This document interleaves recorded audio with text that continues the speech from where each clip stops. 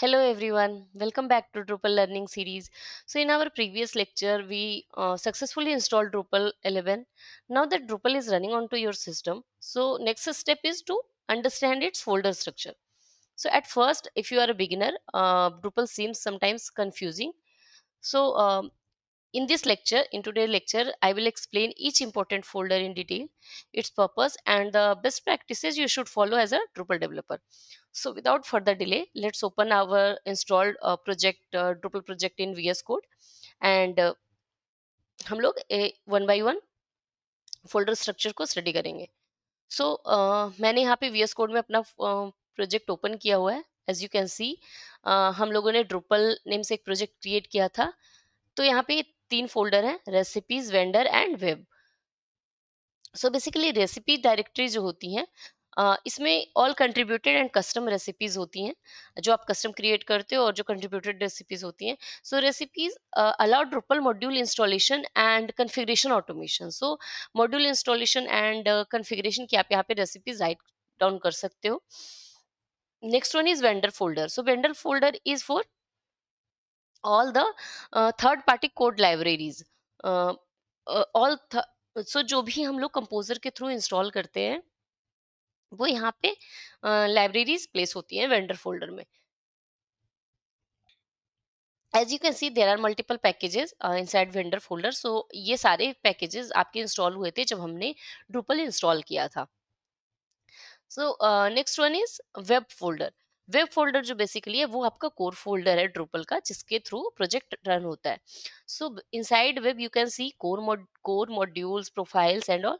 So basically core folder is called heart of Drupal. Inside core there are multiple folders like assets, config, includes. So basically Drupal 11 में कुछ folder structure change हुआ है. Like पहले core आपका outside web होता था. So yes, so in Drupal 11 it is inside web folder. So inside core you can see there are multiple folders.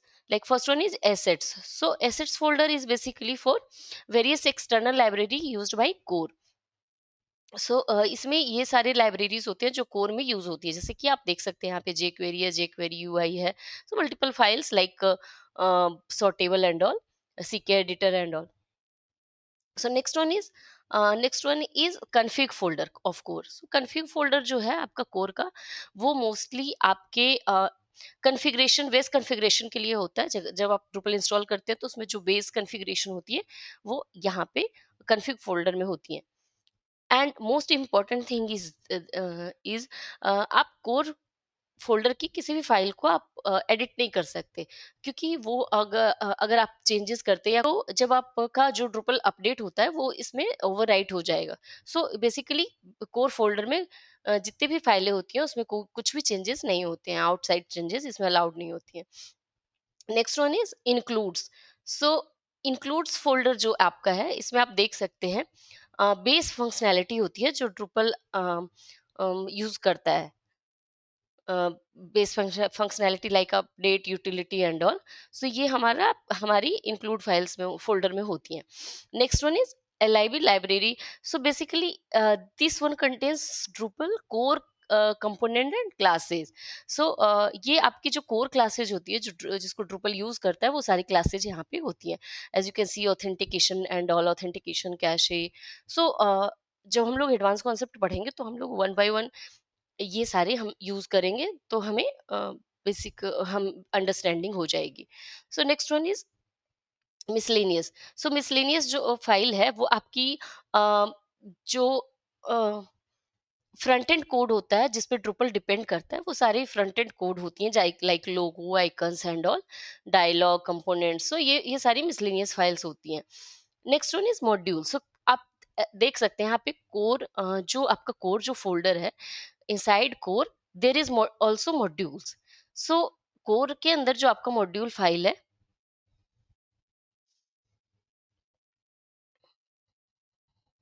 जो आपका कोर के अंदर मॉड्यूल फाइल है, वो बेसिकली ड्रुपल कोर मॉड्यूल्स होते हैं जो आपके इंस्टॉलेशन के टाइम पे क्रिएट होते हैं। लाइक जो आपका ड्रूपल का कोर मॉड्यूल है, break point, CK editor and all, ये सारे आप देख सकते हैं, आप वन बाय वन देख। Next one is profile. So basically profiles वो होती है जो लाइक कोर इंस्टॉलेशन प्रोफाइल होती हैं।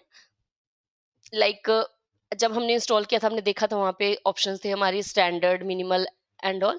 सो हमने स्टैंडर्ड सेलेक्ट किया था। ये सारे प्रोफाइल्स जो इंस्टॉलेशन प्रोफाइल्स होती हैं, वो आपकी इस प्रोफाइल फोल्डर के अंदर प्लेस होती हैं।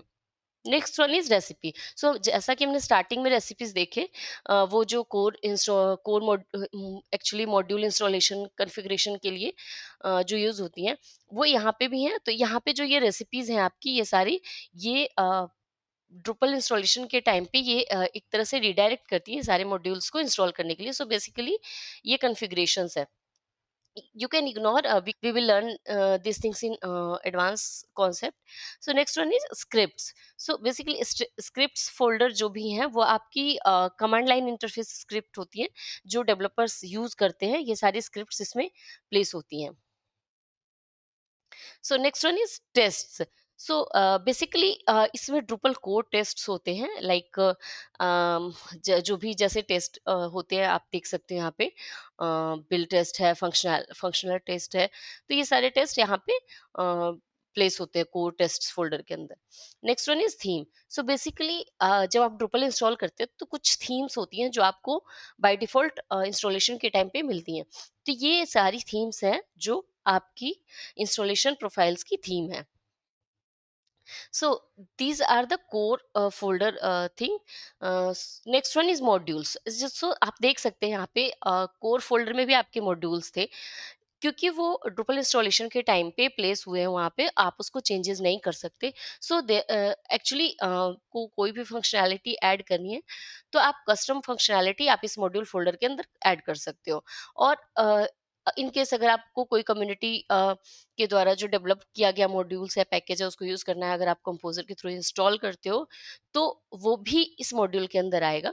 सो बेसिकली यहाँ पे दो फोल्डर्स आते हैं, कंट्रीब्यूटेड मॉड्यूल्स आते हैं, वो कंट्रीब फोल्डर के अंदर होता है। एंड अगर आप कोई कस्टम मॉड्यूल डेवलप करते हैं, तो वो यहाँ पे कस्टम मॉड्यूल के अंदर आता है। मॉड्यूल्स के साइड एक कस्टम फोल्डर बनता है। वो हम लोग जैसे कस्टम मॉड्यूल डेवलप करेंगे, वो हम लोग वहाँ पे देखेंगे। सो next one is profile. So basically यहाँ पे जो प्रोफाइल है, ये आपकी प्रोफाइल होती है। अगर आप कोई लाइक हमने देखा इंस्टॉलेशन के टाइम कुछ प्रोफाइल्स थी, अगर हमें उनके अलावा कुछ प्रोफाइल्स बनानी, सपोज आप कोई वेबसाइट बना रहे हैं जिसमें एक प्रोफाइल बनाना है, एंड उस प्रोफाइल में कुछ फंक्शनैलिटी ऐड करनी है, उसको एक्सेस देना है, तो उस तरह से वो प्रोफाइल क्रिएट कर सकते हैं। आप यहाँ पे कस्टम प्रोफाइल क्रिएट कर सकते हैं। कुछ कंट्रीब्यूटेड प्रोफाइल्स भी होती हैं। सो हम लोग देखेंगे एडवांस कॉन्सेप्ट में कि हम लोग कस्टम प्रोफाइल किस तरह से क्रिएट करते हैं। Next one is site. So जो ये वेब के अंदर साइट्स है, बेसिकली ये जो होती हैं, ये साइट स्पेसिफिक फाइल्स के लिए होती हैं, लाइक कॉन्फ़िगरेशन एंड ऑल। सो यहाँ पे आप देख सकते हैं, ये जो सेटिंग फाइल है, इसमें डीबी सेटिंग वगैरह हम लोग कॉन्फ़िगर करते हैं। यहाँ पे अगर मल्टीपल डेटाबेस यूज़ करना है, तो वो सब सेट कर सकते हैं। नेक्स्ट अगर आप देख सकते हैं, यहाँ पे साइट्स डिफ़ॉल्ट्स फाइल्स है। अब ये बेसिकली ये जो फाइल्स होती हैं, ये साइट स्पेसिफिक फाइल्स होती है। अगर आप अपलोड करते हैं इमेजेस एंड ऑल, तो वो यहाँ पे प्लेस होता है। Next one is themes. So as you can see, as you already seen in core folder, like core folder में हमने देखा कि थीम्स हमारी कुछ होती हैं, डिफॉल्ट थीम्स होती हैं। सो अगर आपको थीम्स कस्टमाइजेशन करनी है, कोई सब थीम बनाना है, वो आप सब कस्टम थीम यहाँ पे क्रिएट कर सकते हैं। सो बेसिकली कस्टम थीम के लिए यूज होता है। ओवरऑल हमने कवर कर लिया फोल्डर स्ट्रक्चर। सो ये कुछ फाइल्स हैं, लाइक एचटीएक्सएस फाइल होती हैं जो वेबसाइट रन करने के लिए होती हैं, जिसे वेबसाइट रन करते हैं। इंडेक्स फाइल जो फर्स्ट फाइल है जो लोड होता है further. Next is like composer जैसन फाइल्स हैं जो कि आपकी जब आप इंस्टॉल करते हैं सारी चीजें, तो वो इसमें राइट करता है। अ, यहाँ पे आप डायरेक्ट भी रिक्वायर में आप मेंशन करके आप इंस्टॉल कर सकते हैं। एंड कंपोजर लॉग फाइल होता है जो लाइक अगर इंस्टॉल हो गया, तो वो कुछ लॉग फाइल में राइट करता है वो installation details and all. So ये हमारा था आज का folder structure. So next lecture में हम लोग देखेंगे एडमिन मेन्यू, हमारा एडमिन नेविगेशन क्या है ड्रुपल में, एंड हम एडमिन नेविगेशन को डिटेल में स्टडी करेंगे। सो आज के लेक्चर में इतना ही था। Thank you guys, thank you for watching, and please like this video.